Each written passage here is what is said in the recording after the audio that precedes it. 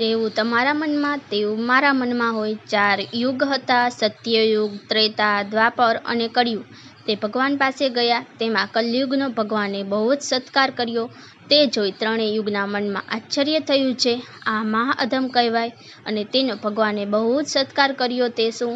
પછી કલયુગ બોલ્યો, જે મારામાં એવો એક ગુણ છે, જે જેવું તમારા મનમાં તેવું મારા મનમાં હોય। તેની પરીક્ષા જોવા માટે એ ચારે ભાઈ એક વડના વૃક્ષ નીચે બેઠા।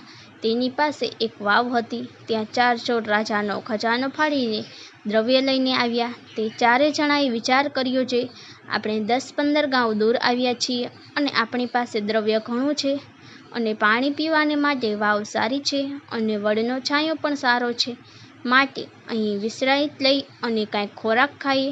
એમ વિચાર કરીને એ ચારે જણા તે વડના વૃક્ષ તળે બેઠા। પછી 2 જણાને ગામમાં સુખડું લેવા મોકલ્યા। પછી જનારા બંને જણાએ વિચાર કર્યો છે, તે 2 જણાને માટે ઝેર નાખીને લાડવા કરાવવા અને આપણા માટે જુદા સારા લાડવા કરાવવા। અહીંયા જે બેઠા હતા તેણે પણ એવો વિચાર કર્યો છે, તે 2 જણા ભાતો લઈને આવે તેને પાણી ભરવા વાવમાં મોકલવા અને પાછળથી તેમને ગોળીઓ મારીને મારી નાખવા, એટલે બધું દ્રવ્ય આપણને રહેશે।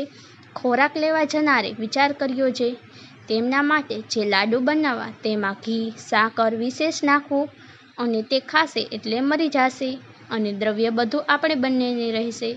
પછી ખોરાક લઈને તે 2 જણા આવ્યા। તેમને પેલા 2 જણાએ કહ્યું છે, તમે ખોરાક અહીં મેલીને ઊભે પગે વાવમાંથી પાણી ભરી આવો।